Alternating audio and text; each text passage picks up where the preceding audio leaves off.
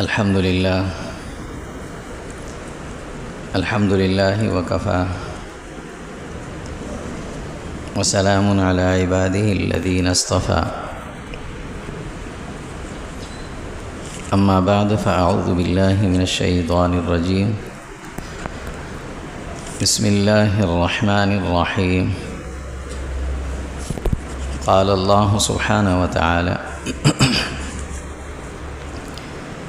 يا أيها الذين آمنوا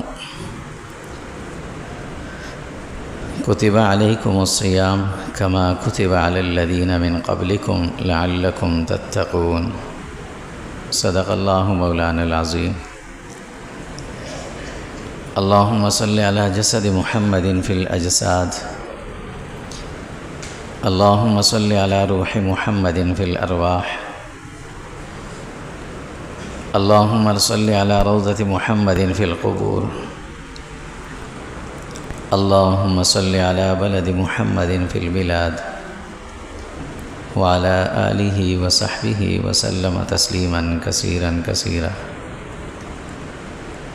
اللهم انفعنا بما علمتنا وعلمنا ما ينفعنا وزدنا علما سبحانك لا علم لنا إلا ما علمتنا إنك أنت العليم الحكيم اللهم رب اشرح لي صدري ويسر لي أمري واحلل عقدة من لساني يفقهوا قولي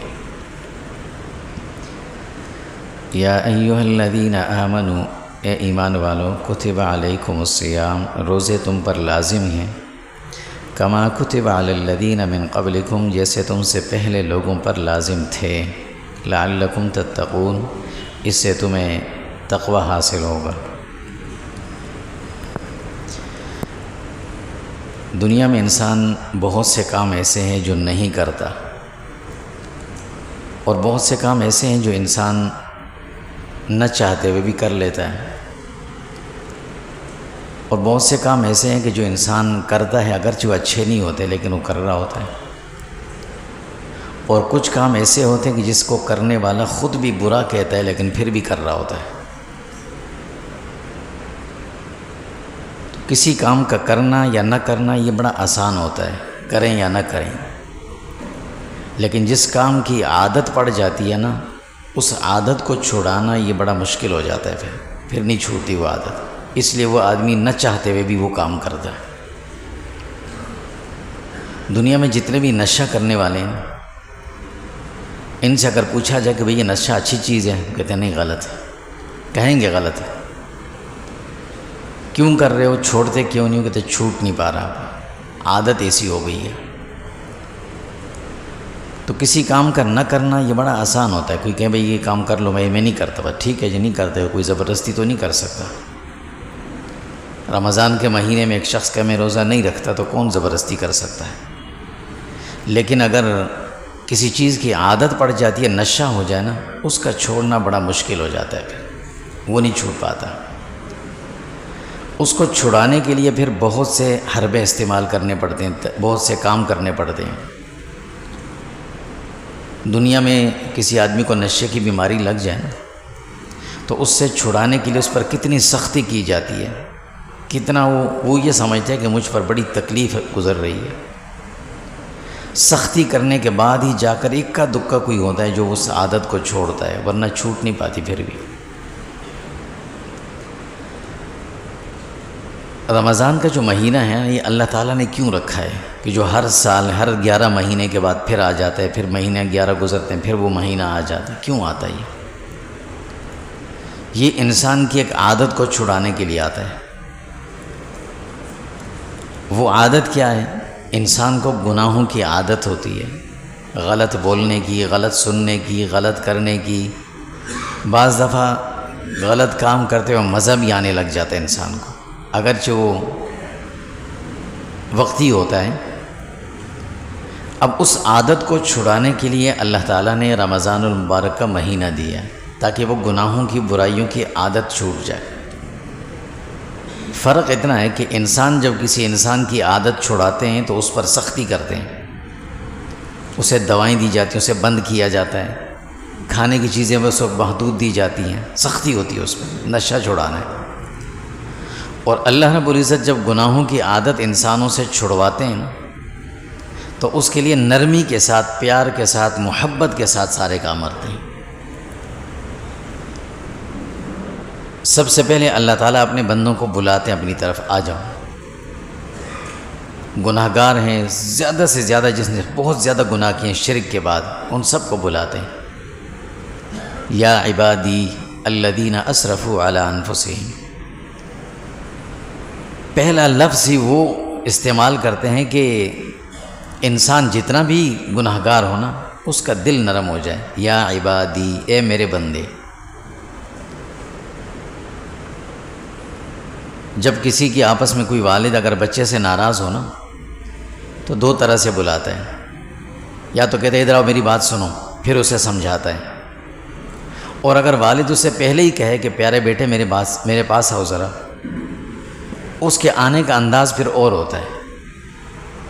اللہ تعالیٰ کہتے ہیں یا عبادی، اے میرے بندوں، اور یہ لفظ اللہ تعالیٰ ہر جگہ استعمال نہیں کرتے، جب بہت زیادہ محبت کرتے ہیں اپنے بندے سے پھر یہ لفظ استعمال کرتے ہیں۔ حضور صلی اللہ علیہ وسلم سے محبت تھی اللہ تعالیٰ کو سب سے زیادہ۔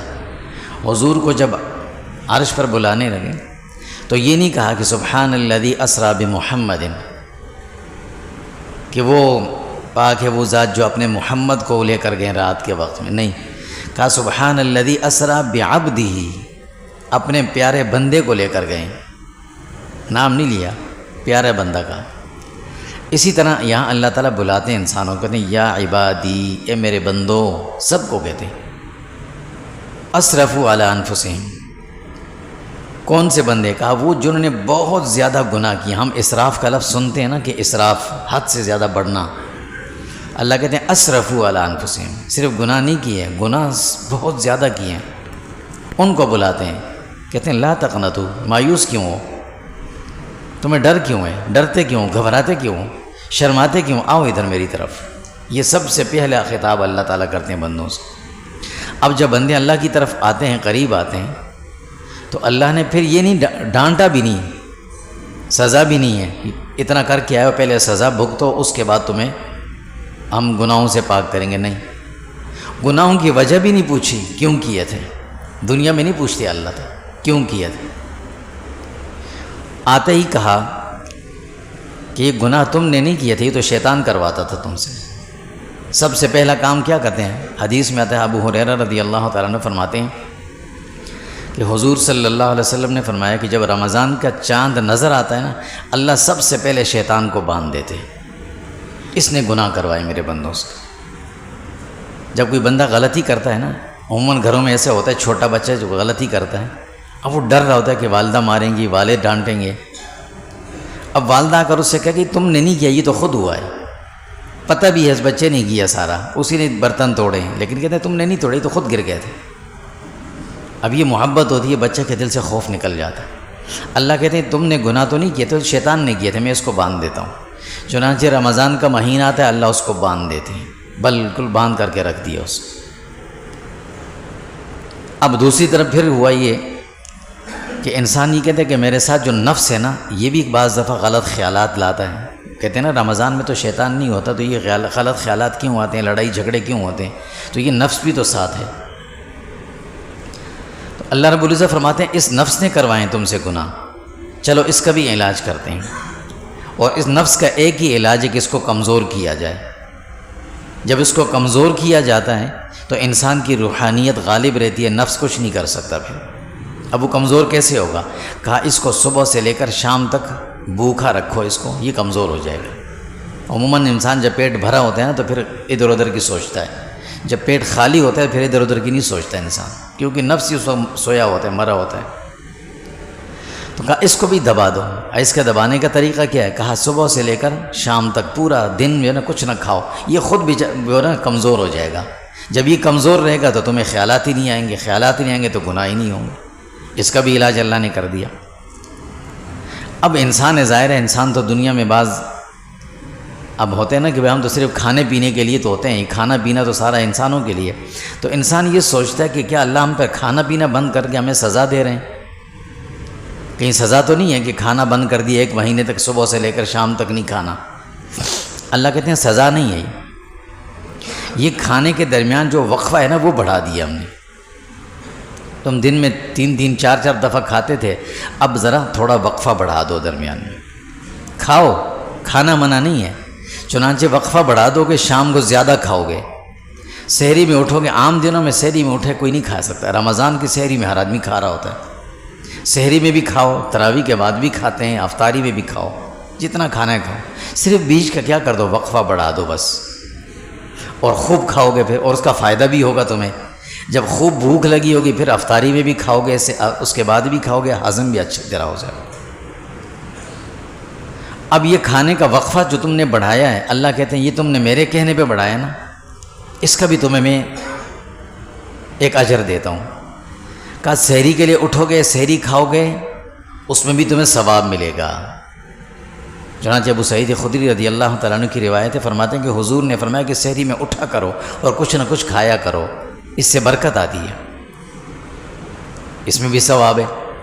افطاری کے لیے جب بیٹھو گے اس وقت میں اس میں بھی ثواب ہوگا. افطاری کرو ثواب، دوسروں کو کرا دو، ایک دانہ کھجور کا کھلا دو، اس کا ثواب. اس وقت دعائیں مانگو، ساری دعائیں بھی قبول ہوں گے. چنانچہ کھانے کا وقفہ اللہ کے کہنے پہ بڑھا تو اول وقت میں کھانا بھی عبادت بن گیا اور آخر وقت کا کھانا بھی عبادت بن گیا. ویسے دن میں انسان جتنا مرضی کھاتا تھا، کوئی ثواب نہیں تھا اس کا کھانے کا، لیکن اب رمضان میں کھانے کا وقفہ بڑھا دیا اللہ کے کہنے پر، اب وہ ثواب بن گیا. چونکہ اللہ رب العزت چاہ رہے ہیں نا اپنے بندوں کو قریب لانا، اپنے بندوں کو اپنے قریب لا کر ان کے دل سے جو احساس محرومی ہے وہ نکال دیا جائے. احساس جو ان کے اندر پیدا ہوا گناہوں کو وہ خط نکال کر اس کے اپنے قریب لایا جائے. اب ظاہر ہے افطاری میں جب انسان کھاتا بھی خوب ہے اور گرمی شدید ہو، پانی بھی بہت زیادہ پیا ہو، تو پھر تو ظاہر ہے اس کا تھوڑا سا وزن بھی بوجھ بھی ہوتا ہے. تو اس کے بعد اللہ رب العزت نے رمضان کی جو تراویح رکھی ہے نا، اس تراویح میں سارا کھایا پیا سب ہضم ہو جاتا ہے. کہا وہ بھی ہضم ہو جائے گا. جب 20 رکعتیں تراویح کی ہوں گے، 40 سجدے کرے ہوئے، اور ساتھ میں وتر بھی پڑھنا، ساتھ میں فرض بھی پڑھنے، ساتھ میں نوافل بھی پڑھنے، تو وہ سارا جو کھایا وہ ہضم ہو جائے گا. ایسا ہی ہوتا ہے افطاری میں جتنا مرضی کھائیں، تراویح کے بعد دوبارہ جا کر کھاتے ہیں، وہ سب اللہ نے ہضم بھی کروا دیا. یہ سارے کام اللہ رب العزت کروا رہے ہیں کیونکہ بندے کو اپنے قریب لانا ہے اللہ نے.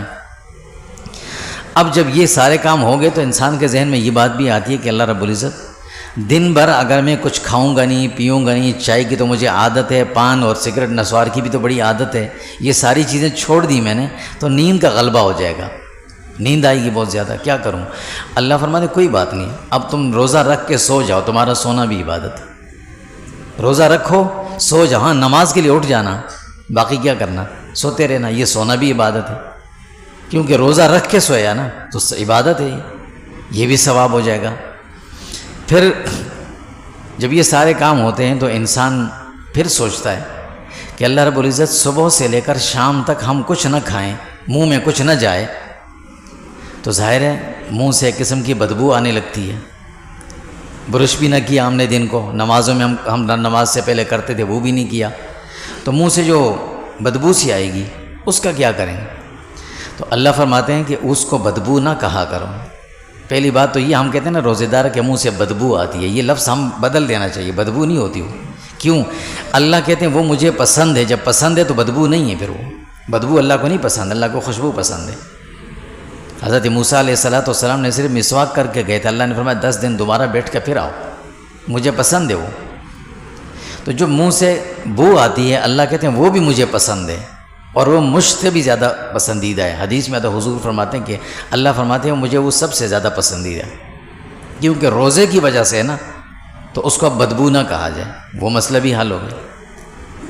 اب انسان پھر سوچتا ہے کہ دن بھر میں نہ برش کر سکتا ہوں، مسواک ہر جگہ ہوتی ہے نہیں ہوتی. ہم نے حدیث میں پڑھا ہے کہ اللہ کے نبی صلی اللہ علیہ وسلم فرماتے کہ مسواک کر کے نماز پڑھی جائے، یعنی وضو کرتے ہوئے جب مسواک کر لیں پھر نماز پڑھیں، تو اس نماز کا ثواب عام نماز کے بنسبت 70 گنا بڑھ جاتا ہے. حضرت عائشہ صدیقہ رضی اللہ تعالیٰ عنہ کی یہ روایت ہے. تو اب ہم رمضان کی وجہ سے مسواک تھا نہیں، برش ہم نے کیا نہیں، تو اس سے تو ہم محروم ہو گئے. اللہ کے نبی صلی اللہ علیہ وسلم فرماتے ہیں اللہ نے اس مسئلے کا بھی حل کر دیا. حضرت سلمان فارسی رضی اللہ تعالیٰ عنہ فرماتے ہیں کہ رسول اللہ صلی اللہ علیہ وسلم نے فرمایا کہ رمضان المبارک میں اللہ رب العزت ہر نماز کا ثواب 70 گنا بڑھا کر ویسے ہی لکھ دیتے، ویسے ہی لکھ دیا جاتا ہے۔ ہر نماز، ایک نماز پڑھی 70 نمازوں کا ثواب، ایک روزہ رکھا 70 روزوں کا ثواب، 2 نفل پڑھے تو وہ 70 مرتبہ 2 نفل پڑھنے کا ثواب ہو گیا، ایک پارہ تلاوت کی، قرآن مجید کا تلاوت کیا، اللہ 70 پاروں کا ثواب عطا فرما دیں گے۔ وہ 70 گنا تو اللہ نے ویسے ہی لکھ دیا، کیونکہ بندہ مسواک نہیں کر سکتا، تو اس کے لیے پہلے سے 70 گنا لکھ دو۔ یہ سارے معاملات بھی اللہ نے کر دی۔ یہ سارے کام اللہ کیوں اس لیے کر رہے بندے کے ساتھ؟ اس لیے کہ اللہ نے خود بلایا ہے، یا عبادی، اور جب بلایا اللہ نے تو اب اللہ بندے کے سارے شکوک شبہات ختم کر کے اسے اپنے قریب کرنا چاہتے ہیں، اور جب بندہ قریب ہو جاتا ہے تو سارے نشے کی اور سارے گناہوں کی عادتیں چھوٹ جائیں گی انشاءاللہ۔ اب پھر جب یہ سارے انعامات، اتنی چیزیں انسان سوچتا ہے کہ اللہ اتنا کچھ دے رہے ہیں، اتنا کچھ دے رہے ہیں، اتنا کچھ دے رہے ہیں، تو انسان ہے نا پھر سوچتا ہے کہ یار یہ تو زیادہ ملنا چاہیے، یہ تو تھوڑا ہے۔ وہ ایک بندے کو نا خواب میں کوئی پیسے دے رہا تھا، تو اس نے کہا یہ تھوڑے میں نہیں لیتا، اتنے میں آنکھ کھول کی، دوبارہ آنکھ بند کی، بولے دے دو یہی دے دو۔ پھر تو کہاں تھا، وہ تو خواب تھا۔ تو اب انسان جب یہ سوچتا ہے نا کہ اللہ اتنا کچھ دے رہے ہیں، تو یہ تو دن تھوڑے ہیں، صرف 30 دن ہیں یا 29 دن ہیں۔ پہلے 30 ہوتے تھے، آج کل تو 29 زیادہ ہو جاتے، کوشش ہوتی ہے کہ زیادہ 29 ہی ہو جائیں، تو 29 اس سے کم ہو نہیں سکتے۔ تو اب یہ 29 یا 30 دنوں میں اتنے سارے کام کیسے کروں گا؟ میرے پاس گناہ بھی بہت زیادہ ہیں، نیکیاں میں نے کچھ کی نہیں ہیں۔ اب میں نے اس ایک مہینے میں یعنی 30 دنوں یا 29 دنوں کے اندر گناہوں سے اپنے آپ کو پاک کروں یا نیکیاں جمع کروں؟ کیا کروں؟ میں تو کر نہیں سکتا اتنا کام۔ ظاہر ہے انسان کو جب ایسے نظر آتا ہے، جب پانی کی قحط ہو نا، کئی دن تک پانی نہ آئے، اور اچانک پانی کی لائن میں پانی آنا شروع ہو جائے اور گھر میں لائٹ نہ ہو، تو پھر انسان کتنا پریشان ہوتا ہے، پانی کہاں سے جمع کروں، کیسے رکھوں؟ اور اگر لائٹ ہو اور ادھر ٹینک خراب ہو، گندا پڑا ہو، تو پانی کہاں جمع کرے گا؟ پریشان ہو جاتا ہے انسان۔ تو اب رمضان کا مہینہ اور اتنی اللہ تعالیٰ نے انسان کے ساتھ سہولتیں، آسانیاں کی ہوئی ہیں، نیکیاں بڑھ رہی ہیں، تو انسان سوچتا ہے کہ اللہ رب العزت یہ اب میں کروں کیا؟ گناہ معاف کرواؤں اپنے یا کہ نیکیاں جمع کروں؟ کام تو دونوں ہیں اور وقت بہت کم ہے۔ تو اللہ رب العزت فرماتے ہیں اس میں بھی پریشان ہونے کی ضرورت نہیں ہے، دونوں کام تمہارے ان 29 دنوں میں ہی ہو جائیں گے۔ کیسے ہوں گے؟ کہا گناہ بھی تمہارے سارے معاف ہو جائیں گے، اور نیکیاں ویسے ہی ہر نیکی 70 گنا بڑھتی جا رہی ہے، تو تم نیکی ایک کرو، میں ادھر 70 لکھتا رہوں گا، اور یہ 70 بھی صرف یہ ابتدا ہے، انتہا نہیں ہے، 700 گنا تک جاتی ہے۔ ایک نیکی اخلاص کے ساتھ انسان کرتا رہے، وہ 700 نیکیوں کے برابر جاتی ہے۔ اللہ نے فرشتوں کو مامور کر دیا کہ بندہ ایک نیکی کر رہا ہے، تم 70 سے شروع کر دو، جتنا اس کے اندر اخلاص ہو اتنا اس کو بڑھاتے لکھتے جاؤ، 700 تک لے کے جاؤ۔ ادھر نیکیاں بڑھتی جا رہی ہیں، ادھر گناہوں کا معاملہ ہے۔ تو اللہ کے نبی صلی اللہ علیہ وسلم فرماتے ہیں، حضرت ابو ہریرہ کی روایت رضی اللہ عنہ، فرمایا کہ اللہ کے نبی صلی اللہ علیہ وسلم فرماتے ہیں کہ من صام ایمانا و احتسابا غفر له ما تقدم من ذنبی، جس آدمی نے رمضان کے روزے رکھنا شروع کر دیے، اللہ کی رضا کے لیے رکھنا شروع کر دی، ثواب کی نیت سے، پابندی سے رکھنا شروع کر دی، اور صحیح معنوں میں روزے کا جو حق ہے اس کو ادا کیا، غفر له ما تقدم من ذنبی، ادھر سارے گناہ معاف ہو گئے، ادھر فرشتوں نے نیکیاں دڑا دڑ لکھنا شروع کر دی، 70 گناہ سے آگے بڑھنا شروع، دونوں کام ہو گئے۔ جو بندے کی ایک پریشانی تھی کہ تھوڑے وقت میں اتنا بڑا کام کیسے ہوگا، اللہ نے دونوں آسان کر دیے۔ کس کی وجہ سے؟ رمضان کی وجہ سے۔ اور یہ کیوں آیا؟ اس لیے کہ اللہ رب العزت نے بندے کی وہ عادت چھڑا کر بندے کو اپنے قریب لانا تھا، اپنا دوست بنانا تھا۔ اور جب اللہ کا دوست بنتا ہے نا تو پھر وہ ناپاک اور گندا آدمی نہیں بنتا، وہ صاف ستھرا ہو کے دوست بنتا ہے، پھر اللہ گناہوں سے پاک کرتے ہیں اللہ رب العزت۔ پھر مزید اب انسان ہے، جب حرص اس کے اندر بڑھ جاتی ہے نا، جب اسے کوئی چیز ملتی ہے نا تو پھر کہتا ہے زیادہ ملنی چاہیے۔ حدیث میں اللہ کے نبی صلی اللہ علیہ وسلم فرماتے ہیں کہ انسان ایسا حریص ہے کہ اس کو اگر 2 وادی یعنی 2 پہاڑوں کے درمیان جو حصہ ہوتا ہے، اگر وہ بھر کر سونے کا دے دیا جائے نا، وہ مالک بن جائے، تو اس کے بعد کہے گا ایک اور بھی ملے، دوسرا ملے، کہے گا تیسرا بھی ملے، بس نہیں کرتا یہ۔ تو انسان ہے، اب یہ نیکیاں بھی مل رہی ہیں، گناہ بھی معاف ہو گئے، نیکیاں بڑھ رہی ہیں، تو اب اس کے اندر حرص بڑھ رہی ہے، کہے گا اور ملے. تو اللہ سے کہتا ہے اللہ اس میں کچھ اضافہ ہو سکتا ہے، بڑھوتری ہو سکتی ہے. اللہ رب العزت نے وہ بھی کر کے رکھ دیا. فرمایا ہاں رمضان کا مہینہ ہے، اس کے 3 عشرے ہیں. پہلا عشرہ گزر گیا، دوسرا گزر گیا، تیسرا عشرہ جب شروع ہوگا نا، اس تیسرے عشرے کی جو طاق راتیں آئیں گی 21 23 25 27 29، ان راتوں میں سے ایک رات ایسی ہے جس کے لیے میں نے لکھا ہے کہ خیر من الف شہر، 1000 مہینوں تک اگر ایک آدمی اللہ کی عبادت کرے، مسلسل کرتا رہے 1000 مہینے تک، وہ کتنی بنے گی؟ فرمایا یہ رات اس سے بھی زیادہ ہے، لہٰذا تم کوشش کرنا اس رات کو عبادت کر لینا، اور مخصوص نہ کرنا، وہ میں نے مخصوص نہیں لکھی، آخری عشرے کو قیمتی بنا لینا اس کے لیے. ہر رات جا کر عبادت کرنا، دعائیں مانگتے رہنا، تمہیں وہ رات مل جائے گی. اور جب مل گئی تو تمہارے نامہ اعمال میں لکھ دیا جائے گا کہ اس آدمی نے 1000 مہینوں سے بھی زیادہ اللہ کی عبادت کر لی. اتنا زیادہ اللہ لکھ دیں گے. خیر من الف شہر، اس سے بڑھ کر تو کچھ ہو ہی نہیں سکتا. انسان چاہتے نا کہ زیادہ ہو، اللہ کہتے ہیں اور زیادہ ہوگی، چلو. اب انسان کہتا ہے کہ اللہ رب العزت یہ روزہ اتنا اچھا ہے، رمضان کا مہینہ اتنا اچھا ہے، یہ تو پورے سال ہونا چاہیے تھا تاکہ ہم پورے سال روزے رکھتے، اتنے فائدے مل رہے ہیں اس میں. اللہ کہتے ہیں تمہیں تکلیف میں نہیں ڈالتا، لیکن میں تمہارے لیے لکھ دیتا ہوں کہ تم نے سال رکھ لی ہے، پورے سال رہی. وہ کیسے؟ کہا تم ایسا کرنا کہ رمضان کا مہینہ جب گزر جائے، شوال کا مہینہ شروع ہو جائے، اس میں 6 روزے رکھ لینا، وہ بھی مختلف گیپ کیسے کر کے رکھ لینا. تمہارے 36 روزے ہو جائیں گے. اور جب 36 روزوں کو 10 سے من جاء بالحسنۃ فلہ 10 امثالھا، میرے ہاں اصول اللہ فرماتے ہیں کہ اس امت کا جو بھی آدمی ایک نیکی کرتا ہے، کسی بھی درجے کا ہو، 10 گناہ تو اس کے لیے میں نے لکھا ہوا ہے.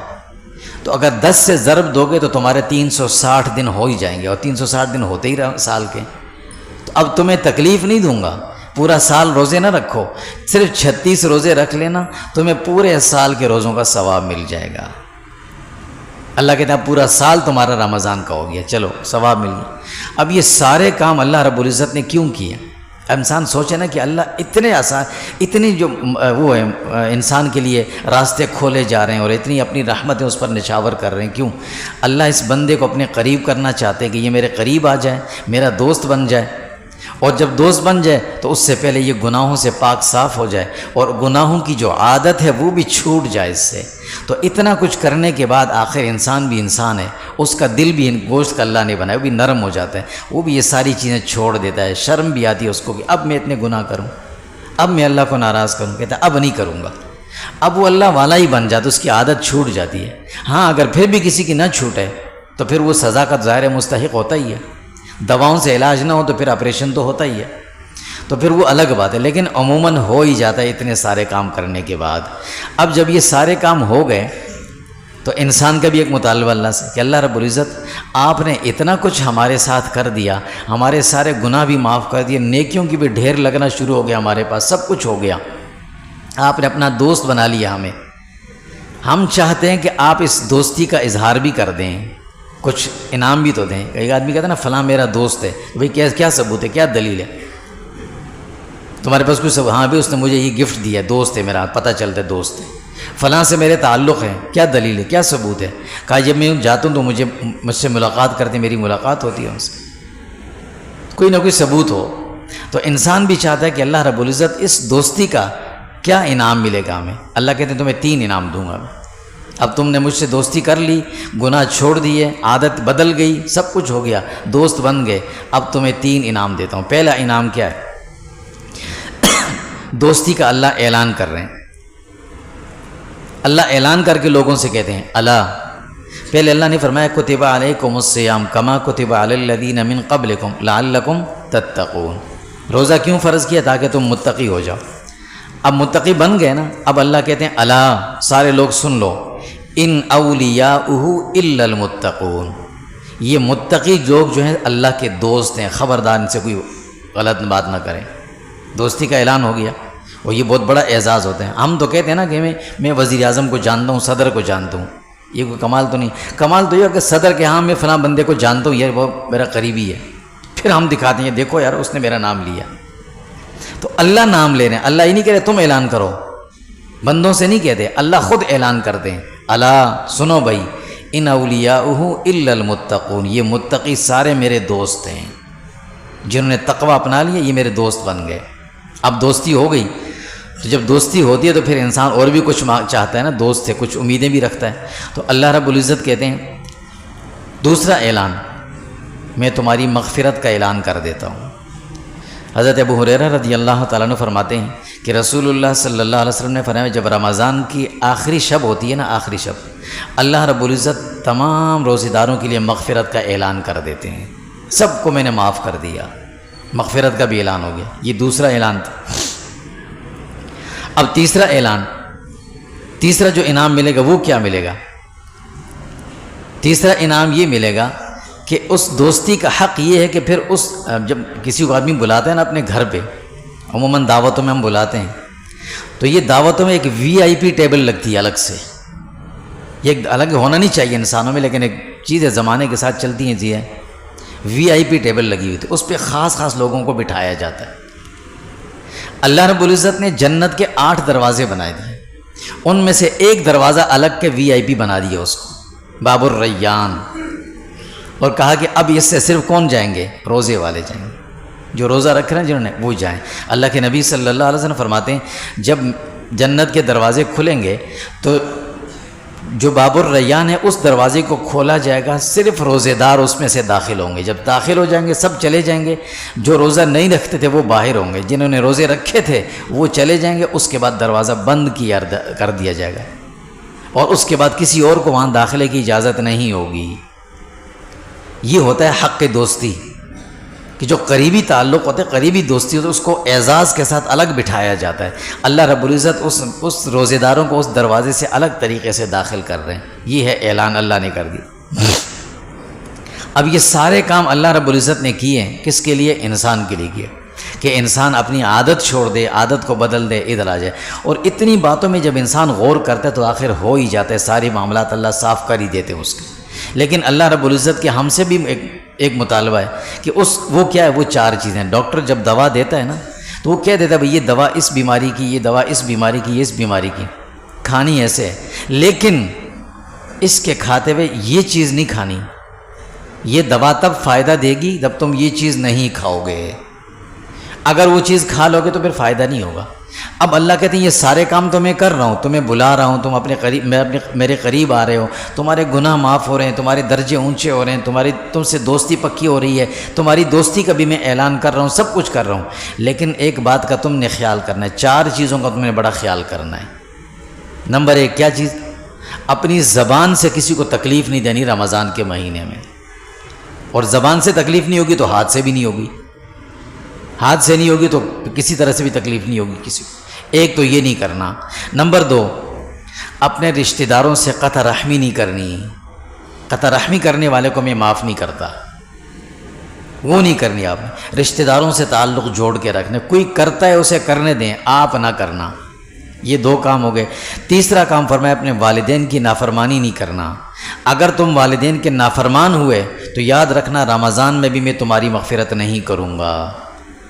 اور چوتھا کام، شراب کے قریب مت جانا رمضان میں، اس کے قریب مت جانا. ان چیزوں ویسے بھی حرام ہے وہ، لیکن اگر اس کو ہاتھ لگا دیا وہ تو الگ ایک مسئلہ ہے کہ اللہ کے نبی صلی اللہ علیہ وسلم نے شراب سے متعلق 10 آدمیوں کے لیے وعید سنائی ہے. لینے والا، لے جانے والا، بیچنے والا، کسی کے لیے لینے والا، رکھنے والا، لے کر جانے والا، سب کے لیے کہا ہے، سب پر لعنت. لیکن شراب کے قریب اگر کسی نے اس مہینے میں بھی اس کو ہاتھ لگا لیا تو اس کی مغفرت کبھی نہیں ہوگی، وہ کبھی میرے قریب نہیں آئے گا.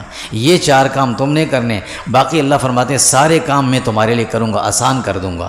اور یہ سارے کام جب آسان ہوں گے تم میرے قریب آ جاؤ گے. فرمایا کتب علیکم الصیام، تم پر روزے میں نے فرض کیے. کیوں؟ کما کتب علی الذین من قبلکم، اسی طرح پہلے لوگوں پر بھی تھے. کس لیے کیے؟ لعلکم تتقون، تاکہ تم متقی بن جاؤ. وصلی